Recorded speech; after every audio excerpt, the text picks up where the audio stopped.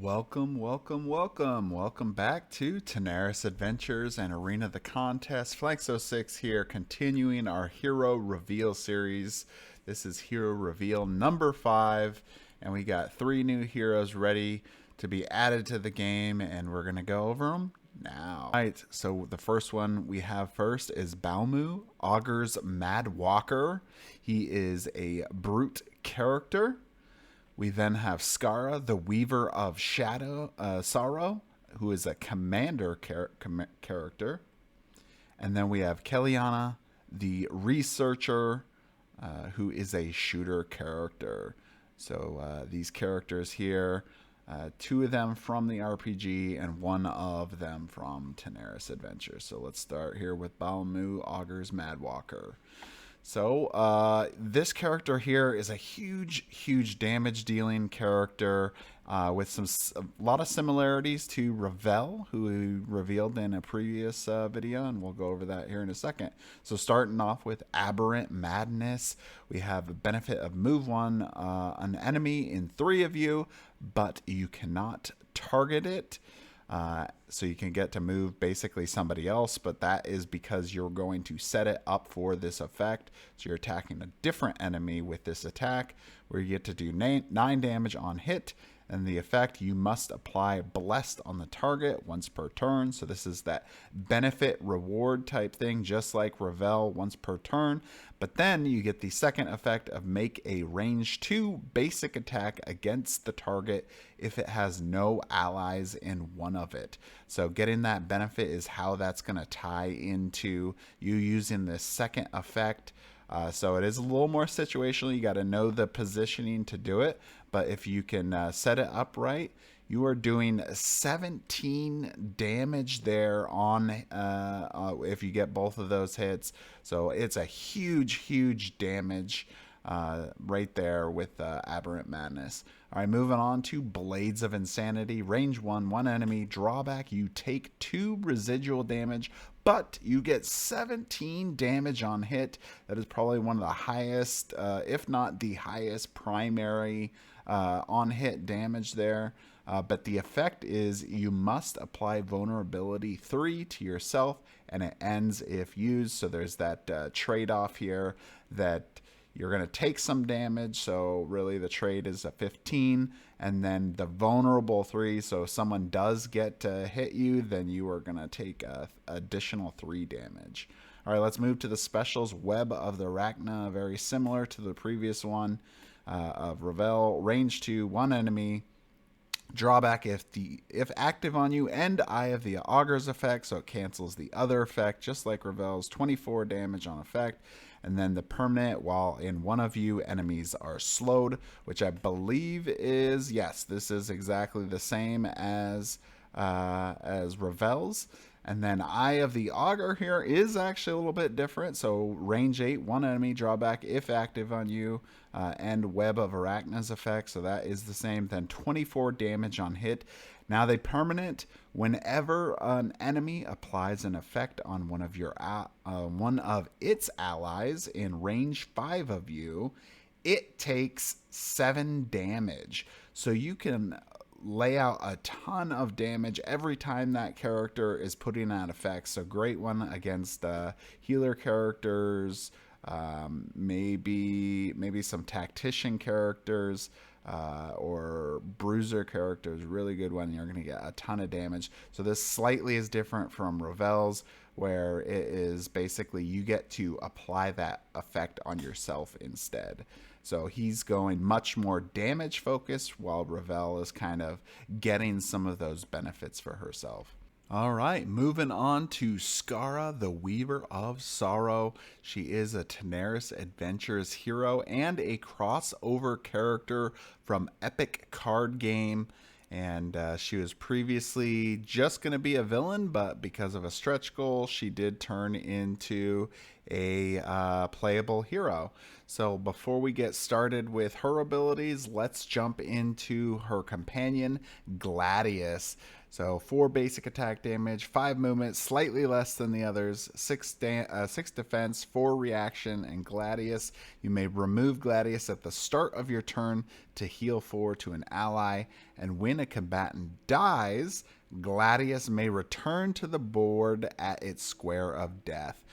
So Gladius here is going to have this kind of back and forth where he's going to be coming on and off the board as combatants die, and he is going to be pretty much a debuffing machine for Scarra here, and she'll get to do a pretty decent amount of damage, but really he's going to be out there just debuffing the enemy, so we'll see that here.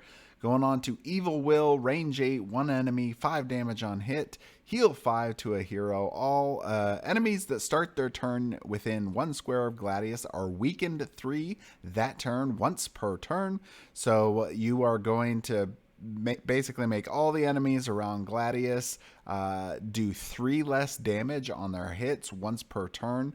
And of course, you're going to get that 5 heal and 5 damage. So, kind of the mix of healing and debuffing all in this is one of the major features here, Gladius. Moving on to Soul Burn, range 8, 1 enemy, benefit +1 to the attack roll, 9 damage on hit.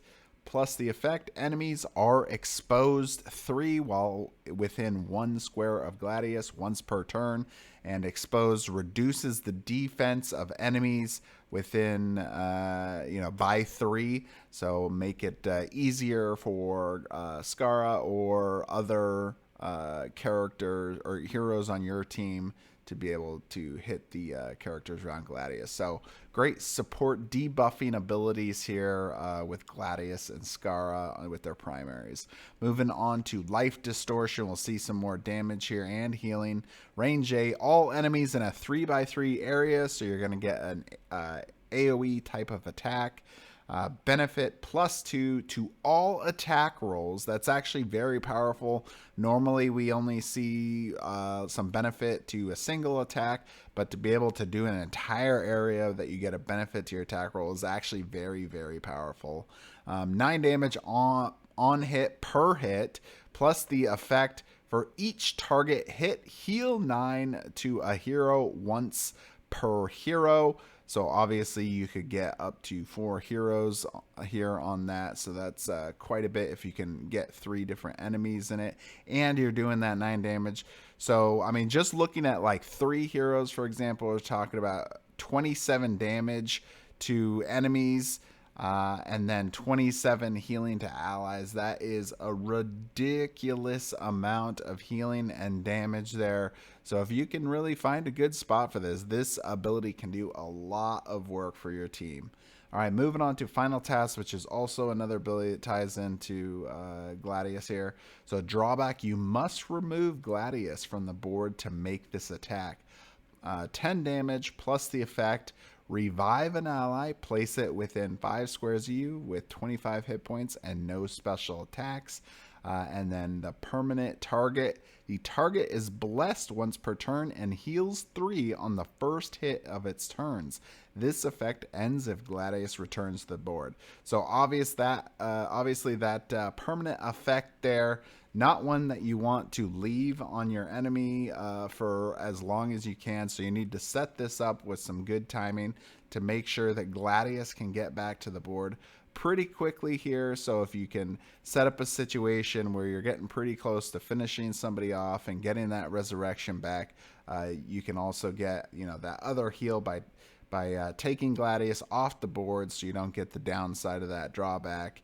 And then hopefully you can get him back very, very soon after this ability.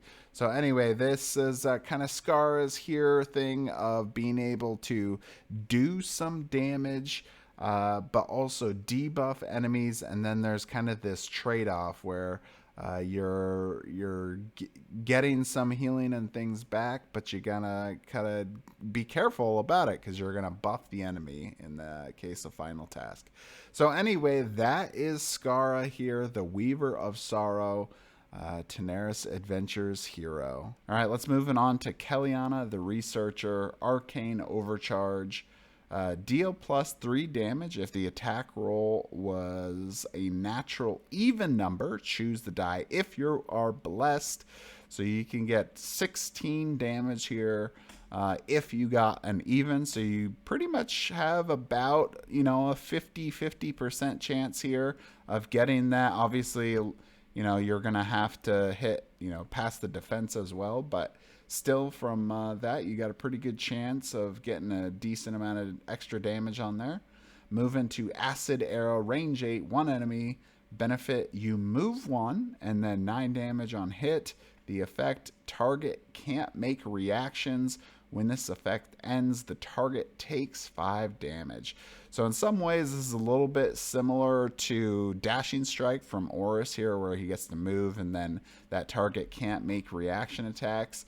But in this case, you're also going to get a little bit of a damage once this effect comes off, which is going to be at the next turn of Keliana, that when she comes back up again. So get a little extra damage there. It's kind of a theme I noticed with a few of these new Tanares Adventures characters Dragori has made, where they kind of have delayed damage. So kind of interesting idea. All right, next up, the special attack, Killing Word, range 8, one enemy, 20 damage on hit, plus the effect, if this attack dropped the target to 10 or fewer HP, kill it. Okay, so execution abilities are so awesome, especially because basically they can negate certain other effects, right? If you had like a weakened effect, I mean, in this one, if you were still above 10, then you wouldn't get it. But like if there was something that would drop them low, but not quite enough to get there, at least this one, that you're going to get that rest of that damage. You just need to know when exactly the right time is to do it. All right, Chain Lightning here, pretty interesting ability. Range 8, one enemy, 16 damage on hit, plus the effect, move for the target. This is very important here going into this effect, because then you will deal 10 damage to 2 other enemies in range 2 of it. So you're chaining that lightning between different enemies. And then, top it off here, this is really the best part, flip your team token to special ready and your enemies to no special ready. So you also get to trade tokens, essentially. I mean, depending on what the enemies is, but you can get yours right back after you would normally flip it to no special. Now you get to bring it right back and change the enemies. So that is very good, kind of almost a controlling type of effect in some ways for that against the enemy team. But this is Keliana, the researcher, shooter character here from the character pack of Tanares RPG. All right, well, that is it for today. So we have Baumu, Scara, and Keliana, and we are that's pretty much it for today. So I hope you guys enjoyed this look at these 3 new characters, and we still have a few more weeks to go of brand new characters coming to the game, and we'll be discussing more of those next week. All right, well, we'll see you at the next one.